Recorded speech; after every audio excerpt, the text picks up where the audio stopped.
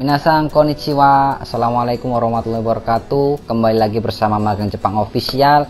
Oke, di video kali ini saya akan nge-share informasi yang sangat penting ya, yaitu lowongan kerja di tahun 2020 ini ya, yaitu lowongan di visa kerja Tokute Gino. Jadi visa kerja ini gajinya itu lebih besar daripada visa magang ya. Seperti apa nanti kita akan bahas lowongannya itu di bidang apa aja. Sebelum kita lanjut ya, jangan lupa like, komen, subscribe, dan bunyikan tanda loncengnya, karena satu subscribe dari kalian semua itu sangat mendukung sekali channel saya untuk maju dan berkembang ya.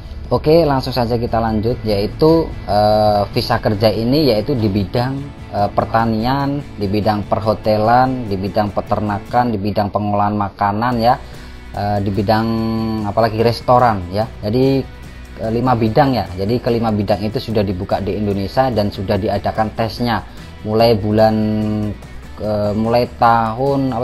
mulai awal tahun kemarin ya, mulai awal tahun ini itu sudah banyak tes-tesnya yang sudah dikerja. Contohnya di bulan ini itu ada tes di bidang pengolahan makanan ya, di Surabaya tanggal 29, terus di Jakarta Utara juga ada, di Bandung juga ada ya. Itu nanti terserah kalian di daerah mana paling dekat, silahkan ikuti tes tersebut di 3 kota itu ya, Surabaya, Jakarta, sama Bandung. Nah, jadi bagi kalian pemula ataupun Eskensuce yang ingin lanjut ke visa Tokute Gino ini, yang belum mempunyai, khususnya pemula ya, itu harus lolos tes skill, terus lolos tes bahasa JFT Basic A2 ataupun JLPT N4. Jadi harus mempunyai 2 syarat ini. Kalau belum punya tes skill ya, sertifikat tes skill di bidang tersebut ataupun di JFT Basic A2, kalian tidak bisa mengikuti visa Tokute Gino ini ya. Nah, kalau kalian sudah mempunyai 2 syarat ini, yaitu tes skill di bidang yang kalian inginkan, contohnya di pengolahan makanan dan lain sebagainya, terus yang kedua sudah mempunyai tes skill JFT Basic, tes JFT Basic yang bahasa Jepangnya. Nah, nanti kalian tinggal mencari perusahaan penerima, nanti bisa melalui SO ataupun langsung kita cari channel langsung ke Jepangnya ya. Tapi rata-rata di Indonesia ini adalah melalui kayak SO ya, penyalurnya langsung. Kalau kalian mempunyai channel langsung ke Jepangnya itu juga lebih baik ya, jadi meminim biaya operasional seperti itu. Jadi bagi kalian pemula yang ingin ke Jepang dengan gaji yang lebih besar di antara 20 jutaan yang melalui visa Tokute Gino ini, tapi kalian ingin proses yang lebih mudah, misalkan di situ bisa kalian ikut visa magang kayak ngikut IM Japan ataupun yang swasta ya, itu gajinya memang kecil ya, gajinya di antara 10 sampai 13 jutaan itu per bulan ya. Dan di situ tidak ada tes bahasa yang di situ mengharuskan lolos JLPT N4 ataupun JFT A2. Jadi enaknya di situ. Jadi kalian dengan modal bahasa mungkin sampai 15 sampai 25 itu sudah cukup aja kalau bisa makan. Tapi kalau visa yang kerja ini kalian harus bermodal minimal bab 40 sampai 50 bab ya di situ untuk mengikuti tes JFT Basic tersebut. Kalau kalian hanya bermodalkan bahasa yang minim terus ikut tes bahasa ini, itu kemungkinan besar akan gagal ya di situ. Jadi saya sarankan mungkin kalian itu belajar di LPK terdekat ya, di LPK kalian yang di situ ada kursus bahasa Jepangnya dan sekaligus penyalurannya ya. Kayak di tempat saya ini juga, saya juga menyediakan kursus bahasa Jepang. Ini saya di lantai 2. Di lantai 2 LPK saya di kota Kediri. Ini saya juga menyediakan untuk les bahasa Jepangnya bersama anak-anak saya. Ini anak-anak saya juga persiapan untuk tes skill ya di bidang peternakan.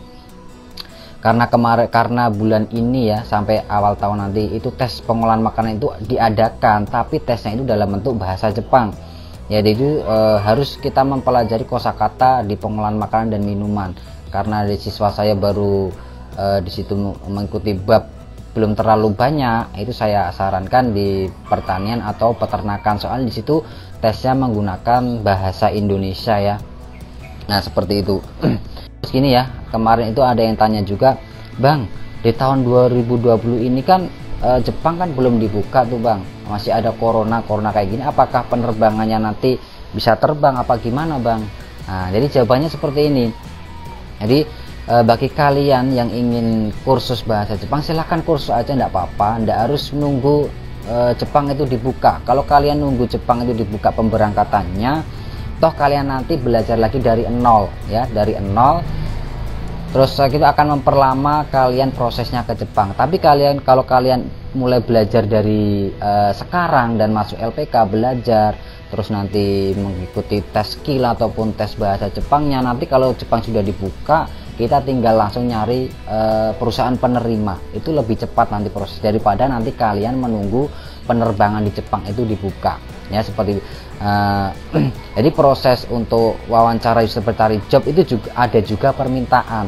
Jadi permintaan nanti kayak contohnya nanti pada waktu kalian wawancara user Jepang, nah itu nanti melalui Skype ya, wawancara melalui Skype itu ada juga ya. Ada juga yang tidak menerima wawancara, itu nunggu pada saat nanti proses ke Jepangnya dibuka, itu ada juga ya. Jadi seperti itu. Jadi kalian tidak kalau mau ingin proses ke Jepang dengan visa ini, lebih baik kalian belajar bahasa dulu di LPK terdekat. Pada waktu nanti kalian sudah mempunyai 2 sertifikat ini, tes skill sama tes JFT ini, kalian tinggal tenang untuk mencari perusahaan penerima. Jadi saran saya seperti itu. Daripada nanti kalian berdiam diri di rumah tidak belajar apapun, lebih baik waktu yang sangat longgar ini kalian gunakan untuk belajar bahasa Jepang dan materi-materi skillnya.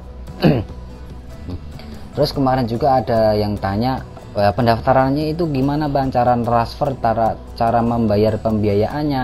Nah, cara pembiayaan seperti apa nanti akan saya upload di video selanjutnya ya.